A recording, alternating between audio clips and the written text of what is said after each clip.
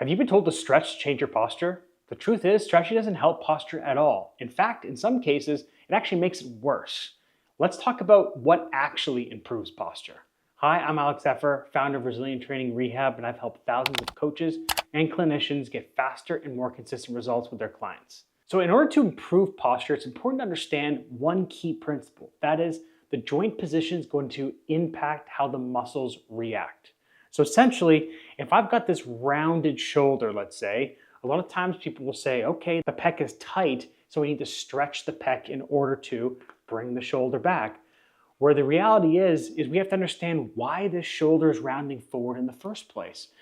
Usually it has to do with the center of mass that's going forward or an inability to internally rotate the shoulder. And so if I can't internally rotate the shoulder, then my rib cage and shoulder are going to go forward, because the more I go towards my toes, the more I can put force into the ground.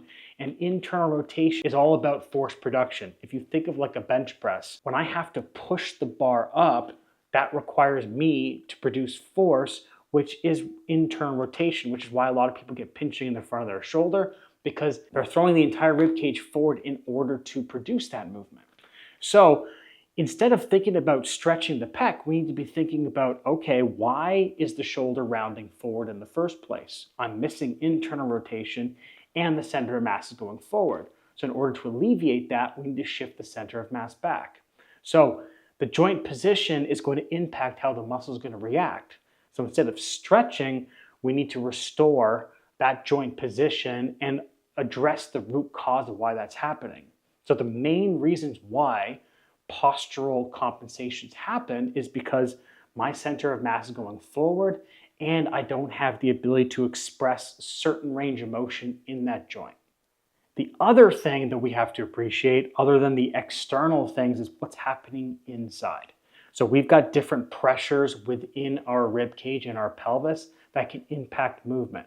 So for example, if I have a pelvis that's more externally rotated, and I've got a rib cage that's more in an inhaled position, then that's going to impact my joint position. So if I'm inhaled all the time, what's going to happen is the shoulder blades are going to squeeze together.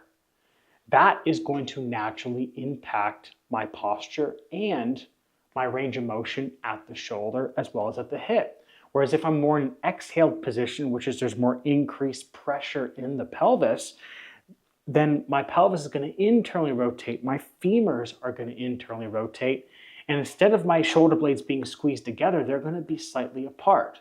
So again, if I understand that the center of mass is going to impact the joint position, which is going to impact how the joint moves, which will then impact how the muscles create stiffness or not stiffness, then I can reverse engineer this and actually fix posture in a way that's going to be more sustainable because I am addressing the root cause.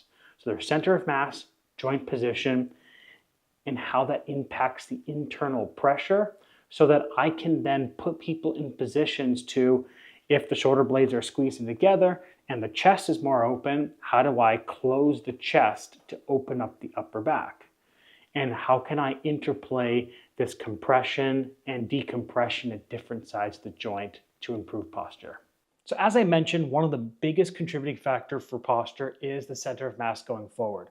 And in order to bring the center of mass back, we need to open up the back, the lower part of the rib cage, as well as the hips. And so I really like doing this short seated, which basically just means my knees are above my hips, low cable breathing.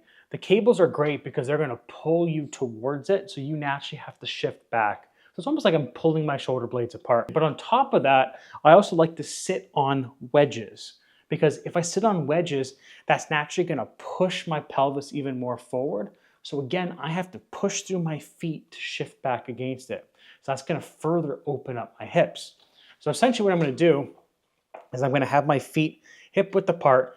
I'm going to put the cables in the lowest position. I'm then going to think about letting the cables pull me forward just so I can get in the position. And then through my feet, I'm going to push myself back against it. And what you can see is my upper back now is open. And then I just take big breaths. So when I breathe in, I should feel a lot of stretching going through the back side of my rib cage, my lower back as well. And I'm keeping that tension through my feet the whole time. Otherwise, I'm going to just slouch. So I don't want you to lose height. And I want you to maintain height, not flare your ribs, but push yourself back and let your chest fall in between your shoulder blades. Again, no rounding, stay nice and tall. And then I just breathe in this position. And this is a great exercise to include in your warm-up or through daily exercise, as well as in between sets, because this is just going to be a great reset for your body. So the next exercise I really like using is a prone sphinx position, and especially by supporting your rib cage. This is great for people who have rounded shoulders or in the sway back position where everything is rounding forward, because it accomplishes a few things. First, by laying on your stomach and having a support with your rib cage. As you can see, I've got a pad underneath, as well as a bit of a curved ab mat. It could be a towel or it could be a pillow. And essentially what that's going to do is going to keep my ribs back, because what will happen is as people get onto their stomach, they start to arch through their rib cage and you start to see some bending through the lower part of the rib cage. That's not accomplishing what we want. That's just further pushing the center of mass forward. So by laying on their stomach and keeping their ribs back, I'm naturally going to open up the lower part of the rib cage, which is a common area where people compensate. Then by putting the arms overhead, that is naturally going to roll the shoulder back and it's going to start to open up the upper part of the rib cage. Then in this position, I get people to push through their forearms. I don't have their elbows close together. I have them out towards the side, because when the shoulder rounds forward, that kind of brings my elbows out towards the side. So if I bring them in, people tend to round even more and they shoot their head forward. So by having the elbow in a position that's in line with the shoulder, that's going to naturally help just bring everything back slightly.